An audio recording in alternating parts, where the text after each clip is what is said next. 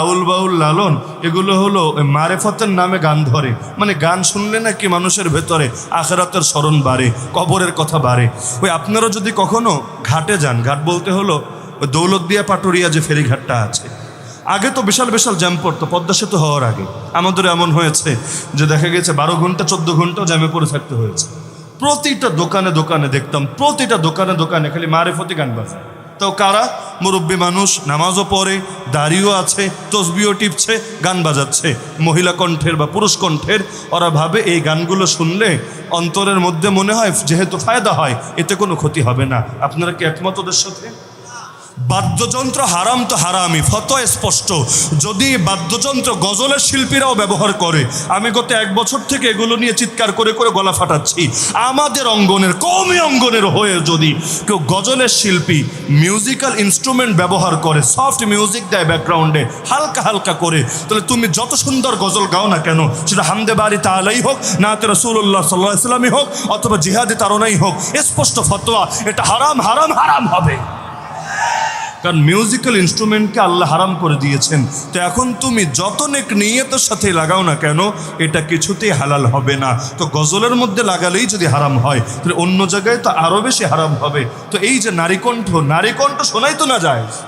আল্লাহ রসুলের স্ত্রীদেরকে আল্লাহ ডেকে ডেকে বলছেন, শোনো, তোমাদের দিলে যদি তাকওয়া থাকে, আল্লাহর ভয় থাকে, সফট ভয়েসে কথা বলবা না পুরুষের সাথে।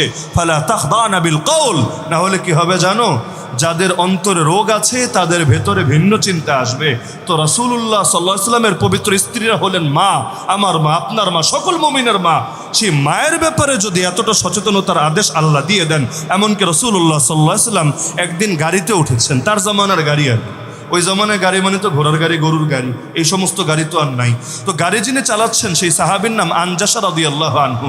তিনি গুনগুন করে কবিতা আবৃত্তি করছিলেন, গজল গাচ্ছিলেন, কোনো ঢোল তবলা নাই, কিচ্ছু নাই, গজল গাচ্ছিলেন। পিছনে আল্লাহর রাসূল বসা আর একজন উম্মুল মুমিনিন রাসূলুল্লাহ সাল্লাল্লাহু আলাইহি ওয়াসাল্লামের একজন পবিত্র সহধর্মিনী বসা। আল্লাহ রাসূল থামিয়ে দিলেন আনজাশাকে, রুয়াইদাকা ইয়া আনজাশা রিফকাম বিল কওয়ারির লা তাকসিরিল কওয়ারির। আনজাশা চুপ করো, তুমি কাচের প্রতি নরম হও, কাচ ভেঙে ফেলো না। বলবেন কাচ আবার কোনটা? নারীর অন্তরকে রাসূল উদাহরণ দিচ্ছেন কাচের সাথে, যে নারীর অন্তর সহজে প্রভাবিত হয়। সুতরাং গুনগুন করে গজল গেও না, না হলে তার ভেতরে ওয়াসওয়াসা আসলেও আসতে পারে। ভাবতে পারেন সাহাবীর মতো বুজুর্গ, যার চাইতে বড় বুজুর্গ উম্মতে কেউ হবে না। আরে রাসূলুল্লাহ সাল্লাল্লাহু আলাইহি ওয়াসাল্লামের পবিত্র সহধর্মিনী, যার মতো পবিত্র দিলের অধিকারী কোনো নারী জগতে আর আসবে না, তাদের ব্যাপারেই যদি রাসূল এত সতর্কতার সবক দেয়, আমার আপনার কি দরকার ছিল? তাহলে আমার আপনার যুবতী মেয়ে বাসায় যদি কোনো শিল্পীর ভিডিও ছেড়ে ছেড়ে গজলও দেখে, আমি নাম বলবো না, এখন তো অনেকেই গজলের কণ্ঠের চাইতে সুন্দর করে সিনেমা বানাতে বেশ পারদর্শী থাকে, হাঁটছে, গজল গাচ্ছে, সুন্দর জামা কাপড় পরে এসে নিজেকে প্রদর্শন করছে। আমি তো মনে করি বাপের দিলে তাকওয়া থাকলে, ভাইয়ের দিলে তাকওয়া থাকলে, বোনকে বা সন্তানকেও এটা থেকে ফিরাতে হবে। না হলে রাসূলুল্লাহর স্ত্রীর চাইতে তোমার ঘরের এই মেয়ের তাকওয়া কি বেশি হয়ে গেছে? সতর্কতা লাগবে না, কে লাগবে না?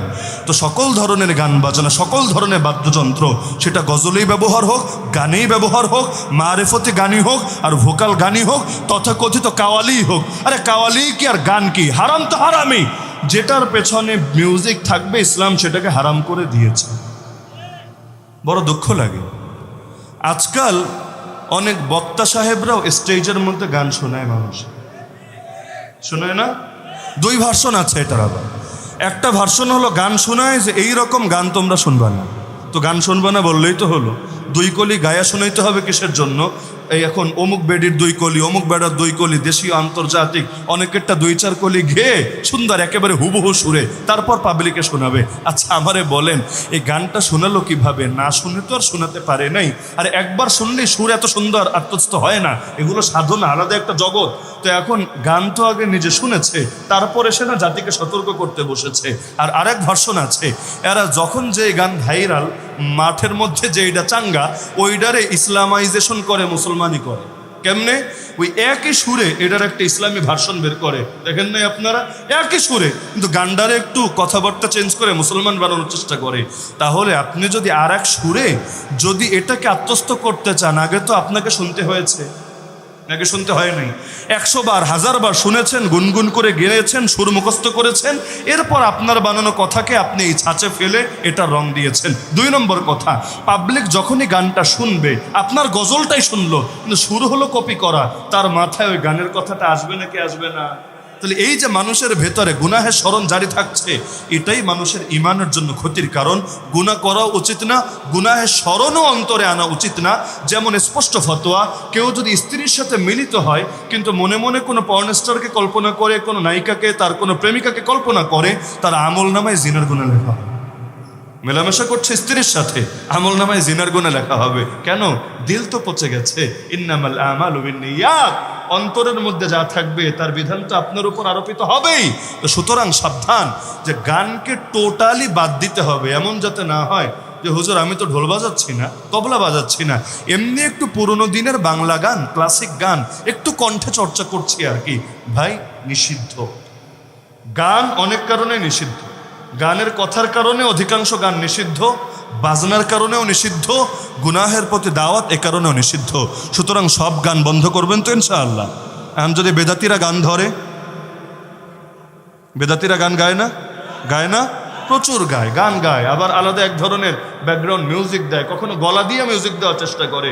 তো মিউজিক প্লেট দিয়ে বাইরে দেন, আর মিউজিক ঢোল দিয়ে দেন, মিউজিক অন্য কিছু দিয়ে দেন, আর গলা দিয়ে 10 জন মিলে মিলে, অনেকে গলায় এমন মিউজিক দিতে পারে এটা আপনার ওই হারমোনিয়ামকে অনেক সময় হারিয়ে ফেলবে, তার গলায় পাওয়ার আছে।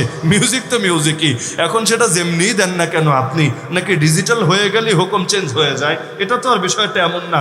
ডিজিটাল হোক আর অ্যানালগ হোক, মিউজিকের দরকারটা কি পড়েছে? কথা ভালো হলে এমনি বলেন না, কিন্তু আপনাকে এগুলো করার কি ঠেকাটা পড়েছে?